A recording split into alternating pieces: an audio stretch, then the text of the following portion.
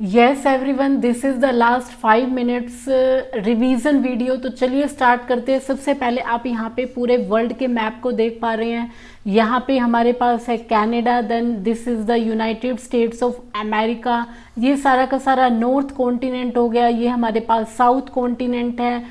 ये हमारे पास उत्तर अमेरिका महाद्वीप है। ये दक्षिण अमेरिका महाद्वीप है। दिस इज़ अफ्रीका, ये अफ्रीका है। और यहाँ पे हम देख सकते हैं यूरोप महाद्वीप है ये। और इसके साथ साथ ये एशिया कॉन्टिनेंट हो गया। और यहाँ पर है हमारे पास ऑस्ट्रेलिया।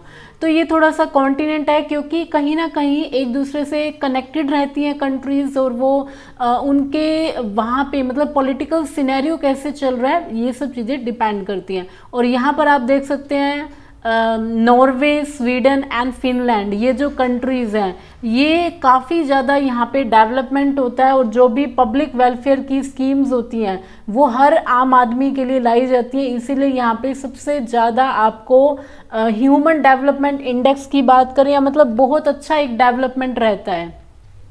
नेक्स्ट देखिए, यहाँ पर अगर हम अपने पॉलिटिकल सिनेरियो की बात करते हैं तो सबसे पहले देखिए मोनार्की। मोनार्की का मतलब क्या होता है? राजतंत्र जिसको हम बोलते हैं। ओलिगार्ची का मतलब होता है जहाँ पे फ्यू लोग, ओलिगो का मतलब वहाँ से आया ये वर्ड, जहाँ पर कुछ लोग ही सत्ता को चला रहे हैं। यहाँ पर ये टाइमिंग दी हुई है। बीसी का मतलब हो जाएगा बिफोर क्राइस्ट, ईसा पूर्व, यहाँ पर टाइमिंग है। एंड देन टायरेनी का मतलब होता है जहाँ पर निरंकुश शासक होता है, लाइक हिटलर के तरह के जो राजा हो मतलब पर्सन हो गए, इस टाइप से हम कह सकते हैं। और फिर आती है हमारी डेमोक्रेसी। डेमोक्रेसी मतलब प्रजातंत्र, और ये आई थी 500 बीसी बिफोर क्राइस्ट ऑनवर्ड से। और यहाँ पर हम देख सकते हैं कि आज भी हमने बहुत सारी कंट्रीज़ को डेमोक्रेसी तक पहुंचने की बहुत लंबी प्रोसेस देखी है। डेमोक्रेसी प्रजातंत्र जिसको हम बोलते हैं, जिसमें हमारे पास ऑफ, फॉर, बाय, तो यहाँ पर for the people, of the people, ये सब चीज़ें होती है कि लोगों के लिए, लोगों द्वारा, और लोगों का जो तंत्र होता है, जो सिस्टम ये बनाया जाता है वो प्रजातंत्र है।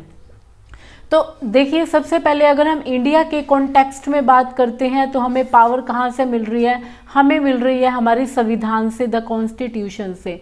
फिर यहाँ पर 3 पार्ट आते हैं। This is called legislative. Legislative होता है विधायिका जिसको बोलते हैं, यानी हम कह सकते हैं संसद होती है, जिसमें संसद होती है। एंड देन फिर है एग्जीक्यूटिव जिसको हम बोलते हैं कार्यपालिका। कार्यपालिका के अंदर होती है, हम कह सकते हैं सरकार, मेनली हम कह सकते हैं। और सरकार का मतलब होता है prime minister and his council of minister, यानी उनकी मंत्री परिषद जो होती है। And then is the judicial. Judicial का मतलब हो जाता है न्यायपालिका। न्यायपालिका हमें पता है यानी जो भी कोर्ट्स हो गए। और बेसिकली जो कोर्ट होते हैं वो 2 तरह के होते हैं, एक होता है सिविल कोड और एक होता है क्रिमिनल कोड। सिविल कोड जो होता है उसको बोलते हैं दीवानी, और क्रिमिनल हो जाएगा फौजदारी। तो ये कोर्ट्स होते हैं। इसके अलावा ऑलरेडी मैं आपको बता चुकी हूँ कि इंडिया में 1 सुप्रीम कोर्ट है एंड 25 जो है वो हाई कोर्ट्स हैं। ये भी आप मेंशन कर सकते हैं। एक पिरामिड में डायग्राम बना सकते हैं कि जिस पे आप सबसे टॉप पे आप सुप्रीम कोर्ट को दिखा रहे हैं। देन 25 हाई कोर्ट्स हैं। देन डिस्ट्रिक्ट कोर्ट्स दिखा सकते हैं। इसके साथ ग्राम न्यायालय वगैरह भी जो होते हैं उनको भी आप बता सकते हैं इस पिरामिड से। तो देखिए यहाँ पर सुप्रीम कोर्ट है। High courts in the states total 25 high courts हैं।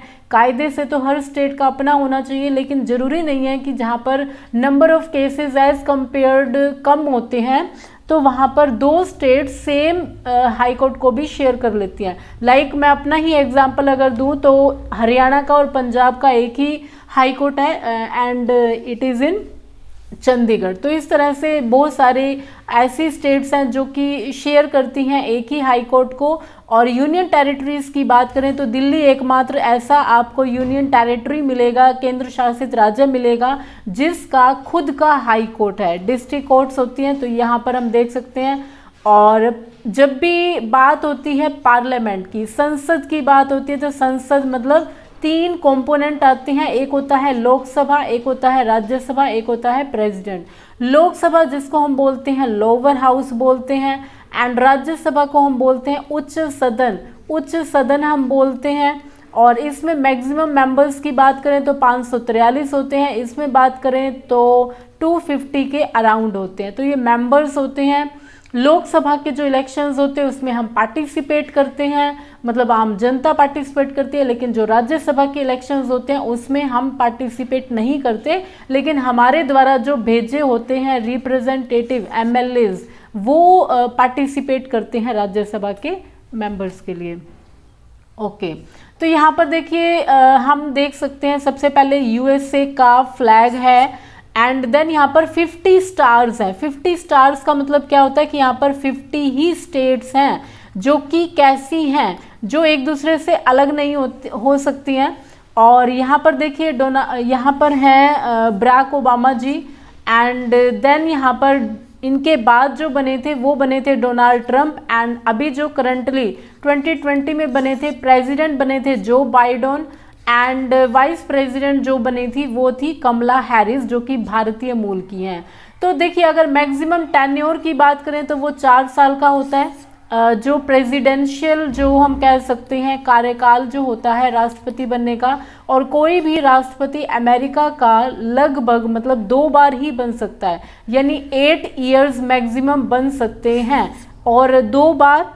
और यहाँ पर हम देख सकते हैं काफ़ी इम्पोर्टेंट है, एक सीरीज में आते हैं ये सभी persons. Yes, the most important is the political parties की बात करते हैं। देखिए अभी इलेक्शंस ये जो हुए थे यहाँ पर डोनाल्ड ट्रंप हैं, इन्होंने दूसरी बार इलेक्शन जो होता है प्रेसिडेंशियल इलेक्शन के लिए कंटेस्ट किया था लेकिन ये हार गए डोनाल्ड ट्रंप। एंड यहाँ पर हैं जो बाइडेन जिनकी हम यहाँ पर इमेज भी देख पा रहे हैं, और यहाँ पर लिखा भी हुआ है कि Joe Biden addresses the nation after elected 46th president, यानी 46 नंबर के रहे एंड 45 नंबर के रहे डोनाल्ड ट्रंप। अब देखिए USA के अंदर बाय पार्टी सिस्टम है। बाय पार्टी का मतलब क्या होता है, मतलब 2 पार्टियां ही होंगी यहाँ पर, और 2 पार्टियों के नाम कैसे हैं देखिए। एक पार्टी है यहाँ पर रिपब्लिकन पार्टी, एक पार्टी जहाँ से कि डोनाल्ड ट्रंप आते हैं उसका नाम है Republican party, and Joe Biden जिस पार्टी से आते हैं उस पार्टी का नाम है डेमोक्रेटिक पार्टी। तो ये भी काफ़ी इंपॉर्टेंट हो जाता है, इनको आप इस तरह से रिप्रेजेंट कर सकते हैं फ्लो चार्ट बना के, फिर उसको पॉइंट्स में एक्सप्लेन कर सकते हैं। और इसके साथ साथ अगर हम बात करते हैं यहाँ पे जो हाउस होते हैं लाइक सदन जो होते हैं, और वो होते हैं 2, एक होते हैं हाउस ऑफ रिप्रेजेंटेटिव और एक होते हैं सीनेट। हाउस ऑफ रिप्रेजेंटेटिव के साथ है यहाँ पर सीनेट। तो जैसे हमारे यहाँ पे लोकसभा राज्यसभा होती है सेम यहाँ पर ये सिस्टम होता है। तो यहाँ पर देख सकते हैं constitution and white house. White house होता है बहुत ही आलीशान एक बंगला होता है जो कि प्रोवाइड किया जाता है, एक तरह से रेजिडेंशियल एक तरह से होता है, प्रोवाइड किया जाता है फैसिलिटी जो भी राष्ट्रपति बनते हैं अमेरिका के। तो अमेरिका के जो राष्ट्रपति हैं वो वाइट हाउस में रहते हैं। यहाँ पर देख सकते हैं यूएस कैपिटल जो है Washington DC। District of Columbia इसकी फुल फॉर्म है, DC हम बोलते हैं ना कोलंबिया, तो कोलंबिया जो है डिस्ट्रिक्ट ऑफ कोलंबिया इसकी जो कैपिटल है वॉशिंगटन DC, वॉशिंगटन इसकी कैपिटल है। ओके, तो यहाँ पर देखिए 3 पार्ट्स कॉन्स्टिट्यूशन से इन्हें भी मिल रही है पावर। और कॉन्स्टिट्यूशन आपको पता है दुनिया में सबसे पहले अगर किसी कंट्री का संविधान लिखा गया था तो वो था अमेरिका का। अमेरिका से ही इंस्पायर्ड होकर सभी लोगों ने बाकी के जो भी देश एक तरह से जो फ्री नहीं थे उन्होंने प्रेरणा ली थी कि हमें भी अमेरिका की तरह फ्री होना है। और कहीं ना कहीं फ्रांस की क्रांति ने भी बहुत बड़ा अहम रोल अदा किया था, मतलब इस तरह से जो कि 1789 में हुई थी। वही सेम है देखिए यहाँ पर लेजिस्लेटिव, यहाँ पर जो कांग्रेस होती है जैसे हम पार्लियामेंट बोलते हैं, यहाँ पे कांग्रेस होती है। देन यहाँ पर house of representative and senate है।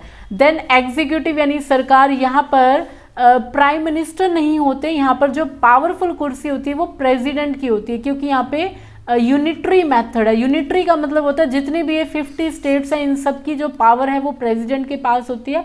हर एक स्टेट की भी अपनी पावर होती है लेकिन वो कम होती है। जैसे कि हमारे यहाँ पे मेन जो पावरफुल कुर्सी होती है वो प्राइम मिनिस्टर की होती है। तो यहाँ पर हम देख सकते हैं executive, then is the judiciary, the supreme court, same यहाँ पर सुप्रीम कोर्ट देख सकते हैं। एंड नेक्स्ट हम कंट्री को पढ़ रहे हैं, that is the Russia. Russia आपको पता है पहले इसे यूएसएसआर बोलते थे, एंड देन 1991 के अंदर क्या हुआ था, ये 15 कंट्रीज के अंदर डिसइंटीग्रेट हो गई थी। डिसइंटीग्रेट का मतलब होता है ब्रेक डाउन हो गई थी, यानी 15 कंट्रियों में ये विभाजित हो गई थी। अब बहुत सारी कंट्रीज इससे बन गई हैं, लाइक हम बोल सकते हैं कि जैसे कि किर्गिस्तान, मतलब बहुत सारी ऐसी कंट्रीज हैं, किर्गिस्तान, तुर्कमेनिस्तान, बहुत सारी, बहुत जो थी ना वो एक तरह से कंट्रीज में डिसोसिएट हो गया था। तो यहाँ पे एक टर्म आता है कॉन्फेडरेशन। कॉन्फेडरेशन का मतलब होता है परिसंघ, जिसको हम बोलते हैं, जिसमें क्या होता है कि एक कंट्री तो बन गई है लेकिन उसके जो मतलब स्टेट्स बनी है, क्योंकि कंट्री बन रही है स्टेट से, जो अलग अलग स्टेट्स हैं अगर वो उस कंट्री का हिस्सा नहीं होना चाहती है, मतलब वो इंडिपेंडेंट होना चाहती है, तो वो हो सकती हैं। उस टाइम ये क्राइटेरिया था जो कि 1991 में हुआ था। और आज भी रशिया दुनिया की सबसे बड़ी, हम कह सकते हैं एरिया वाइज सबसे बड़ा है। अब बात आती है कि यहाँ पे सच में डेमोक्रेसी है? नहीं, यहाँ पे सच में डेमोक्रेसी नहीं है। अगर डेमोक्रेसी होती तो व्लादिमीर पुतिन जो है इतने लंबे टाइम तक तो ना रहते यहाँ पर। और उन्होंने अनाउंस भी किया हुआ है कि वो आगे भी जो अपकमिंग ईयर्स है वहाँ पे भी एक प्रेसिडेंट की तरह या एक हेड की तरह एक्ट करेंगे, जो कि बिल्कुल भी डेमोक्रेसी को फॉलो नहीं करती है ये चीज़। तो देखिए रशियन पॉलिटिकल हायरार्की जो है, एक तरह से यहाँ पे प्रेसिडेंट है और सरकार है यहाँ पे, देन जो पार्लियामेंट है यहाँ पर भी अपर हाउस है, लोअर हाउस है, यहाँ पर है फेडरेशन काउंसिल। अपर हाउस को बोलते हैं रशिया में federation council, and lower house जो होता है उसको बोलते हैं द स्टेट ड्यूमा। इसके साथ ड्यूमा यहाँ की पार्लियामेंट को भी बोलते हैं, जैसे हमारे देश की जो पार्लियामेंट है उसको संसद बोलते हैं, ड्यूमा जो होती है रशिया की पार्लियामेंट जो होती है उसको ड्यूमा बोलते हैं।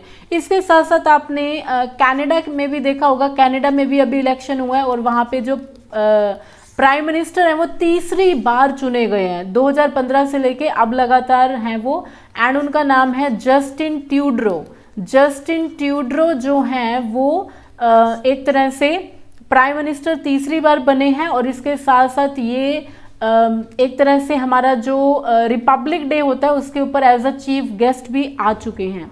तो नेक्स्ट देखिए basic structure of UK central government. अब हम बात करते हैं यूनाइटेड किंगडम यानी इंग्लैंड की, वो कंट्री जिसने हमें लगभग, ब्रिटेन जिसने हमें लगभग 200 साल तक एक तरह से क्या किया, अपने अधीन बना के रखा।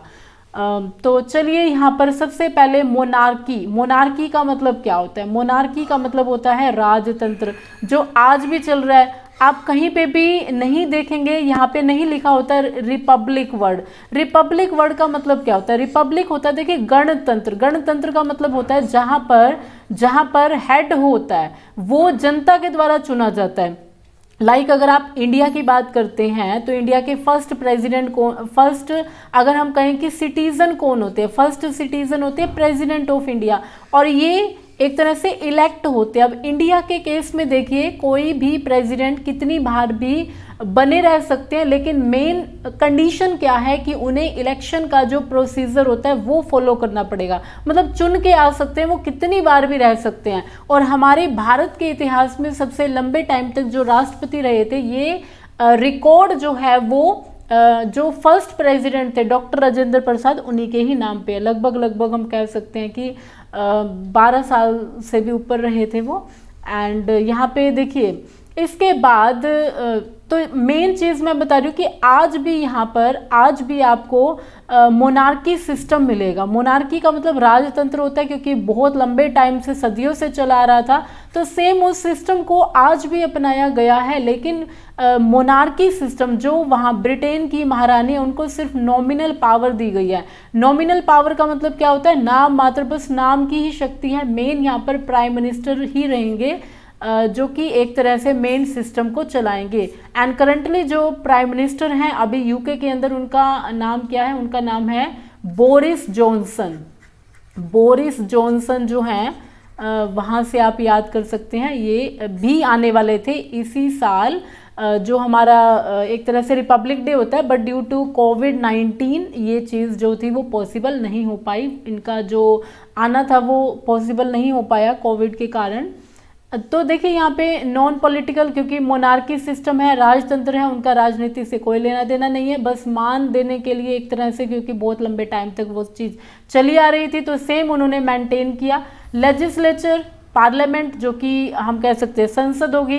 House of common, very important, देखिए house of common and house of lords, इनको हम क्या बोलते हैं, हाउस ऑफ लॉर्ड को upper house, and house of common क्या होता है, लोअर हाउस हो जाएगा।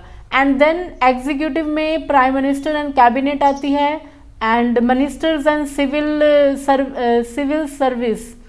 सिविल सर्विस जो होती है, आपको बताया था मैंने, एग्जीक्यूटिव्स जो होते हैं, कार्यकारी जो होते हैं, ये दो तरह के होते हैं, एक होते हैं परमानेंट और एक होते हैं आपके टेम्परेरी। परमानेंट का मतलब क्या होता है, परमानेंट का मतलब होता है जो स्थायी होते हैं, एंड टेम्परेरी का मतलब क्या होता है, टेम्परेरी मतलब अस्थायी। टेम्परेरी यहाँ पे एमपीज हो जाएंगे, यानी जो कम टाइम के लिए, एमपीज हो गए, एमएलएज हो गए। Then what about the permanent executive, यानी स्थायी जो कार्यकारी होते हैं वो कौन से होते हैं, वो होते हैं आईएएस, आईपीएस, आईएफएस, जो कि अप्रोक्सीमेटली 30-35 साल तक तो अपने रिटायरमेंट तक तो वो काम करते ही हैं। तो ये चीज़ यहाँ पर हो जाएगी। एंड इसके साथ साथ मैं आपको ये ज़रूर कहूँगी कि स्टूडेंट्स आप पेपर को ज़रूर करिए, जो भी आपको पॉइंट्स आते हैं, लाइक अगर यहाँ पर कल्चर से रिलेटेड आ जाता है तो कल्चर भी आप डिफाइन कर सकते हैं। क्या होता है कल्चर, होती है संस्कृति, कहीं पे रहन सहन, खान पान, जो भी होता है, भाषा बोली, ये सब कल्चर हो जाता है। अगर मीडिया से रिलेटेड आता है तो वो भी आप कर सकते हैं, लाइक प्रिंटेड मीडिया भी होता है एक, और एक होता है आपका इलेक्ट्रॉनिक मीडिया। तो देखिए दोनों में क्या डिफरेंस है, आज के टाइम में हम दोनों ही यूज़ करते हैं। प्रिंटेड मीडिया अगर हम बात करें तो न्यूज़पेपर इसका सबसे अच्छा एग्जाम्पल है। And what about the electronic media, electronic media तो हम क्या कहें कि हर जगह छाया ही हुआ है। लाइक इंटरनेट की अगर हम बात करते हैं, या हम बात करते हैं टीवी हो गया, कोई भी बिजली से जो चल रही है, तो वो चीज़ें जो यूज़ हो जाती हैं वो हो जाती है इलेक्ट्रॉनिक मीडिया के अंदर। तो इसके साथ साथ जो भी पॉइंट आए आप ज़रूर कुछ ना कुछ एक्सप्रेस कीजिए, और एक्सप्रेस करने के साथ साथ क्या होता है, एग्ज़ाम रिलेटेड जो चीज़ें होती है, जो आपको कुछ भी टेक्स्ट याद आ रहा है आपके रिगार्डिंग, जो भी आपको कंटेंट आ रहा है, तो आप लिखिए। क्वेश्चन को कभी भी छोड़ के मत आओ, क्वेश्चन छोड़ने से क्या होता है कि आपको मार्क्स तो बिल्कुल भी नहीं मिलेंगे। तो इसीलिए I wish best wishes to all students, and thank you so much. जय हिंद, जय भारत।